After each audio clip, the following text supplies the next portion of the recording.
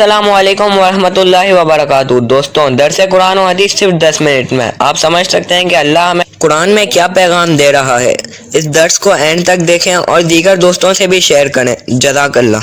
الحمدللہ رب العالمین والصلاة والسلام علی سید الانبیاء والمرسلین، اما بعد فاعوذ باللہ من الشیطان الرجیم، بسم اللہ الرحمن الرحیم۔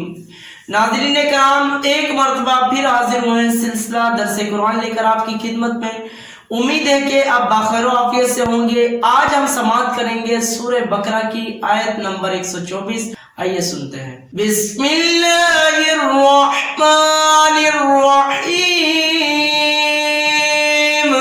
ترجمہ: اللہ کے نام سے شروع جو نہایت مہربان رحم والا ہے۔ اِذِ ابْتَلَىٰ إِبْرَاهِيمَ رَبُّهُ بِكَلِمَاتٍ فَأَتَمَّهُنَّ قَالَ إِنِّي جَاعِلُكَ لِلنَّاسِ إِمَامًا قَالَ وَمِن ذُرِّيَّتِي قَالَ لَا يَنَالُ عَهْدِ الظَّالِمِينَ۔ ترجمہ: اور یاد کرو جب ابراہیم کو اس کے رب نے چند باتوں کے ذریعے آزمایا تو اس نے انہیں پورا کر دیا۔ اللہ نے فرمایا، میں تمہیں لوگوں کا پیشوا بنانے والا ہوں۔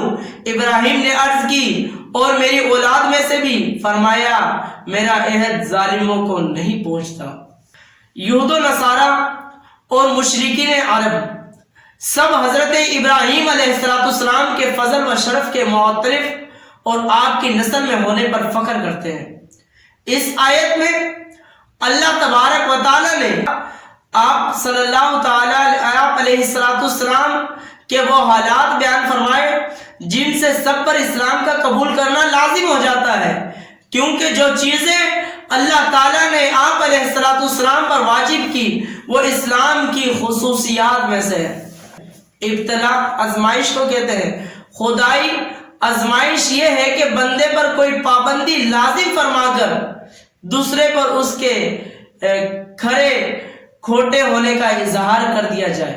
حضرت ابراہیم علیہ السلام کی آزمائش میں بہت سے شرعی احکام بھی تھے، اور راہ خدا میں آپ کی ہجرت، بیوی بچوں کا بیابان میں تنہا چھوڑنا، فرزند کی قربانی وغیرہ سب شامل ہے۔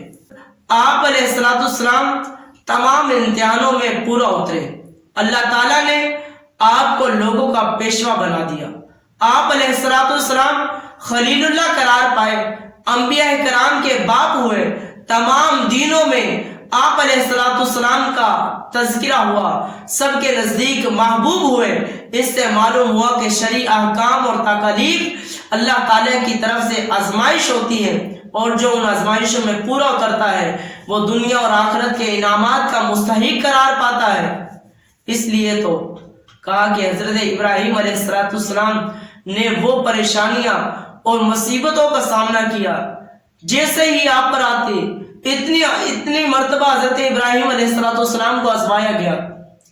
ایک مرتبہ تو حکم ہوا کہ ابراہیم اپنے بچوں کو لے کر ایک بیابان چٹیل میدان کے اندر چھوڑ کر آ جاؤ۔ حضرت ہاجرہ کو لیا، اپنے چھوٹے سے بچے اسلام کو لیا۔ جب جنگل بیابان کے اندر جہاں پانی بھی نہیں تھا پینے کو، جہاں کھانے کے لیے کوئی چیز موجود نہیں تھی، اب چھوڑ کر آ گئے۔ حضرت ہاجرہ رضی اللہ تعالیٰ عنہ کہتی ہیں، اے ابراہیم صرف اتنا بتاتے جاؤ کہ آپ اپنی مرضی سے چھوڑ کر جا رہے ہو، خدا کی مرضی ہے۔ کہا کہ میں اللہ تبارک و تعالیٰ کے حکم پر چھوڑ کر جا رہا ہوں۔ حضرت ہاجرہ وہ نیک بخت خاتون بھی کیا کہتی ہے؟ کہا کہ پھر تعالیٰ پر ہمیں بھروسہ ہے، اللہ تبارک و تعالیٰ ہمیں پریشانی نہیں آنے دے گا۔ وہ چٹیل میدان کے اندر چھوڑ کر آ گئے۔ جو ایک ہی بیٹا ہو، ایک ہی بیٹا حضرت ابراہیم علیہ السلام کا کتنی بڑی عمر میں جا کر جو ہے حضرت ابراہیم علیہ السلام کو اولاد ہوئی، حضرت اسماعیل علیہ السلام۔ پھر ایک خواب دیکھتے ہیں، خواب یہ دیکھتے ہیں کہ اپنے بیٹے کو ذبح کر رہے ہیں، بیٹے کو ذبح کر رہے ہیں۔ بیٹے سے مشورہ کیا کہا کہ اے میرے بیٹے میں نے خواب دیکھا ہے, میں نے خواب دیکھا میں تمہیں ذبح کر رہا ہوں. تو کہا کہ آپ کیجئے وہ کام جو رب نے تمہیں حکم دیا ہے کرنے کا. تو حضرت ابراہیم علیہ السلام نے اپنے بیٹے کے گلے پر چھری بھی پھیر دی, لیکن جو حکم الہی جو اللہ تبارک و تعالیٰ کو منظور تھا وہی ہونا تھا. آپ نے تو چھری کو اچھے طریقے سے پھیرا تھا, لیکن دیکھا کہ چھری کاٹنے کا نام نہیں لے رہی. حضرت جبرائیل علیہ السلام اور فرشتوں کے سامنے اللہ تعالیٰ نے فرمایا کہ میں نے ابراہیم کو خلیل بنایا, اپنا دوست بنایا. کہا کہ مالک وہ کام بھی تو ایسے ہی کرتے ہیں خلیل بننے والے. کہا کہ اگر تم میرے خلیل کو آزمانا چاہو تو انہیں کامیاب پاؤ گے. اب ایک فرشتہ انسانی شکل میں آتا ہے, وہ کس طرح حضرت ابراہیم علیہ السلام کو آزماتا ہے. ایک باغیچے میں آ کر بیٹھ جاتا ہے اور پڑھتا ہے سبحان اللہ والحمد للہ ولا الہ الا اللہ واللہ اکبر, پڑھتا ہی رہتا ہے. حضرت ابراہیم علیہ السلام سوچتے ہیں کہ اتنی خوبصورت آواز میں میرے رب کا نام لینے والی شخصیت کون ہے, یہ اتنی خوبصورت آواز میں میرے رب کا نام لے رہا ہے. سنتے ہی رہتے ہیں, سنتے ہی رہتے ہیں, ان کی تلاش میں نکل جاتے ہیں. دیکھتے ہیں کہ ایک انسانی شکل میں انسان جو ہے وہ اللہ تبارک و تعالیٰ کا ذکر کر رہا ہے سبحان اللہ والحمد للہ ولا الہ الا اللہ واللہ اکبر. او مزہ آتا ہے, سرور آ رہا ہے کہ اتنی خوبصورت آواز میں وہ پڑھتے پڑھتے چپ ہو جاتے ہیں. ارے نام لینے والے میرے رب کا نام بڑے اچھے انداز سے لیتا ہے, ذرا دوبارہ سنا. ابراہیم اب نہیں سناتا, اگر اب سننا ہے تو اس کا معاوضہ دینا پڑے گا, کچھ رقم دینی پڑے گی, کچھ قیمتی چیز دینی پڑے گی, اس کے معاوضے میں اس کے عوض دینی پڑے گی, پھر میں سناؤں گا. کیا چاہیے بھائی؟ ابراہیم یہ جتنے بھی بھیڑ بکریاں تمہارے پاس ہیں یہ میں مجھے دے دو, پھر تمہارے رب کا نام میں سناؤں گا. ارے بس, پھر حضرت ابراہیم علیہ السلام بھیڑ بکریاں دے دیتے ہیں. یہ تیرے نام پر کی, تو میرے رب کا نام سنا. سبحان اللہ والحمد للہ ولا الہ الا اللہ واللہ اکبر, سبحان اللہ والحمد للہ ولا الہ الا اللہ واللہ اکبر. پڑھنے والا پڑھتا ہی رہتا ہے, ایک وقت آتا ہے چپ ہو جاتا ہے. ارے چپ ہو گئے. کہا کہ ابراہیم جو دیا تھا تم نے وہ معاوضہ وہ عوض پورا ہو گیا, اگر اب سننا ہے تو اس کے عوض اور دینا پڑے گا. کیا چاہیے بھائی؟ جتنے بھی تمہارے پاس اونٹ ہیں, گائے ہیں, بھینس ہے, جتنی بھی جو چیزیں ہیں یہ تمہیں دینی پڑے گی. یہ بھی دے دی. پھر شروع ہو گیا سبحان اللہ والحمد للہ ولا الہ الا اللہ واللہ اکبر. پڑھتا رہا پڑھتا رہا پڑھتا رہا, یہاں تک کیا کہ رک گیا, پھر رک گیا. کہا کہ ابراہیم اس کا عوض پورا ہو گیا. تو کہا کہ یہ جتنی بھی چیزیں تھی وہ تو میں نے سارے تجھے دے دی, اب ان کو چرانے والا بھی تو کوئی ہونا چاہیے. کہا کہ ان کو چرانے کے لیے میں حاضر ہوتا ہوں, تو میرے رب کا نام سنا.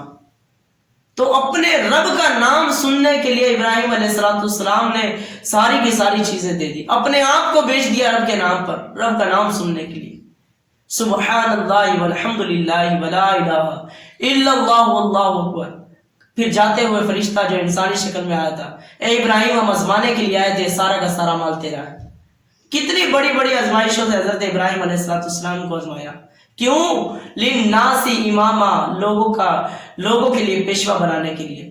یا امامت سے مراد نبوت نہیں ہے, کیونکہ نبوت تو پہلے ہی مل چکی تھی, تب ہی تو آپ کا امتحان لیا گیا, بلکہ اس امامت سے مراد دینی پیشوائی ہے.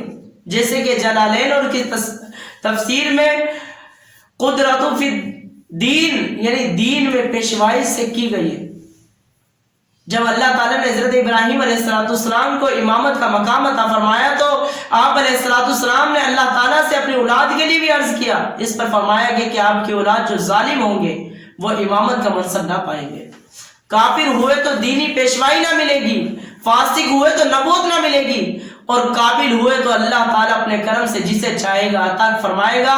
اس سے معلوم ہوا کہ کافر مسلمانوں کا پیشوا نہیں ہو سکتا, مسلمانوں کو اس کی اتباع جائز نہیں. یہ بھی معلوم ہوا کہ اپنی اولاد کے لیے دعائیں خیر کرنا سنت انبیاء ہے. یہ بھی معلوم ہوا کہ اللہ تعالیٰ کوئی نعمت عطا فرمائے تو اولاد کے لیے بھی اس کی خواہش کرنی چاہیے, ضرور کرنی چاہیے. اللہ تعالیٰ مجھے اور آپ کو ان باتوں پر عمل کرنے کی توفیق عطا فرمائے.